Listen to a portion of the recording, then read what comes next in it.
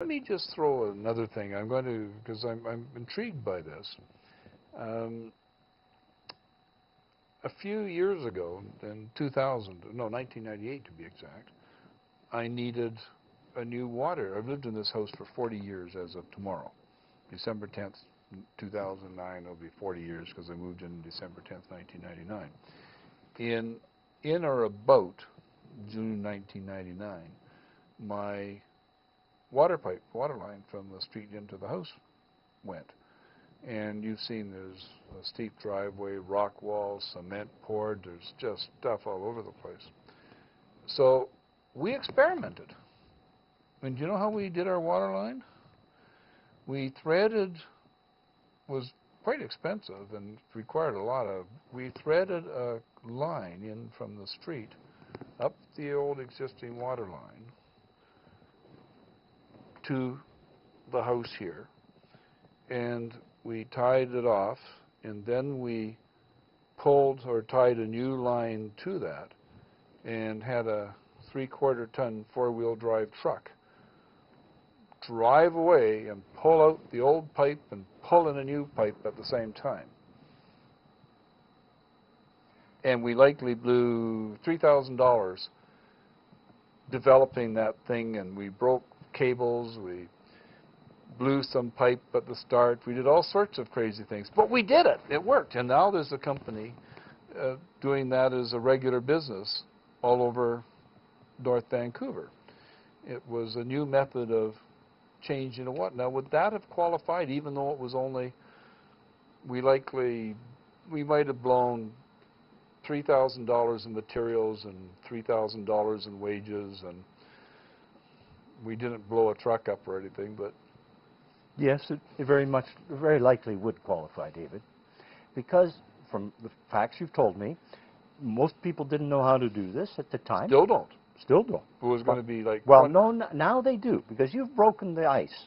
You showed others how to solve this particular problem. It's unique. Others may not have faced this problem before. So the money that you spent, the $3,000 on wages, would come back to you at the rate of roughly 2/3. So you get $2,000 from that, and the other $3,000 you spent on materials, you get another $1,200. $3,200 is coming back to you as a government check. I was just a homeowner. It wasn't set up as a separate company. Ah. What about the incorporated company that I hired to do it? All right. The company that takes the risk, who spends the money to solve the problem, is usually the company that gets the government money. He likely could have put in a claim at that point. Yes, he could. And he must do so within 18 months after the end of every fiscal year. Which means a maximum of 30 months is the... Sort of from the day you did whatever it was you did it, you've sort of got 30 months. The maximum could be 12 months of the fiscal period plus the 18 months wait time. So a total of 30 months is as far as you can go back. So there are I'm trying to have fun with you, okay?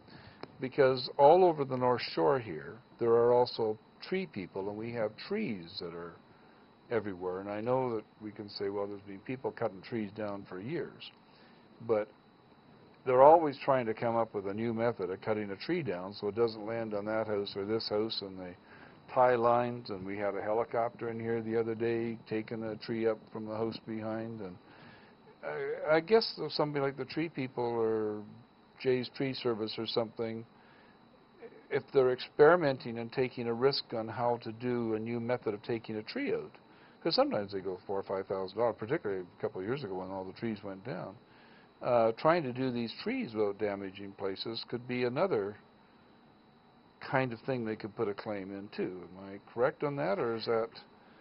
It's conceivable. We'd have to really understand something about the tree business, and what's known about cutting trees. I confess I know nothing. So if you were the tree cutter, you would introduce me to the tree cutter, I would work with him to understand what knowledge is understood by the tree cutters and pruners in the area, and what the unique circumstances were that he's trying to deal with, and how he systematically went about investigating the topic, and he very well might qualify for SR&ED. And I'll underscore the word might, because presentation means a lot in SR&ED. You've got to understand CRA's reviewers' perspective. They want to know what's difficult about this. What is it that other tree cutters don't know that this guy's trying to learn? And it doesn't matter whether he's successful at learning. He might fail at trying to cut the tree in just the right way, but it doesn't matter to the government. What they want to know is, did you try to discover some new technical information that would allow you to drain your pipes or cut your trees or develop a new camera or whatever? Well, I had another fellow. I'm just trying to take, I mean, I've been in business for 46 years dealing with people, and I got a whole bunch of fun people. I had another fellow who was a commercial fisherman and had an incorporated company for being a commercial fisherman. And he decided he was going to build himself a new fish boat with a completely controversial design, which turned out to be unsuccessful.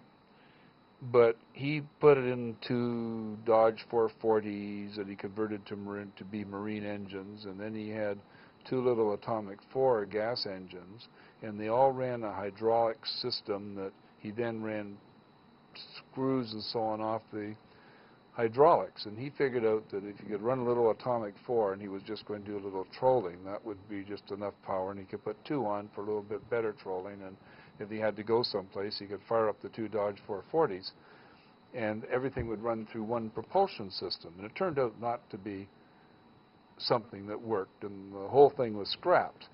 And that could have been a scientific research thing, couldn't it? Or could it? It's possible. You know, if Lauren's, they're going to have to find Lauren, because it was just a marvelous project that he did.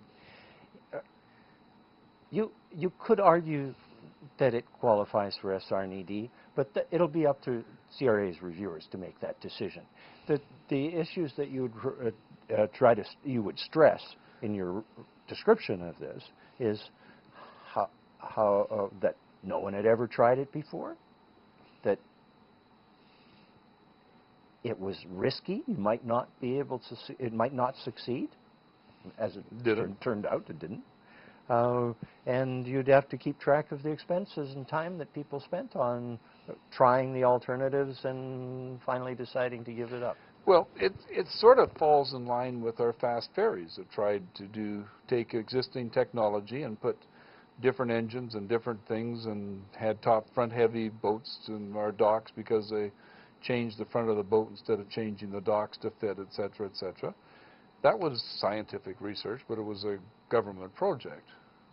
So the government's not going to get SR&ED money. Only Canadian-controlled private corporations or everyone else that isn't a government would fall into the other bucket, that is, non-Canadian companies, foreign companies, or public companies. They don't get cash. They get roughly half as much money as Canadian-controlled private corporations do. But it's only a credit against tax. And it's only a credit against taxes that may be owing or will be owing if the company is profitable. So if a non-Canadian company or a public company is not profitable, it will not benefit from SR&ED. So it isn't something that carries forward. It's not a... Oh, it'll carry forward. It'll sit there as tax credits waiting for the day that the company becomes the public company or the foreign-owned company becomes profitable. Then it's worth something, okay. It's worth something, but it's... How long can it carry forward? 20 years. Well, 20 years. If a guy can't become profitable in 20 years, he should be out of business anyway. Yeah.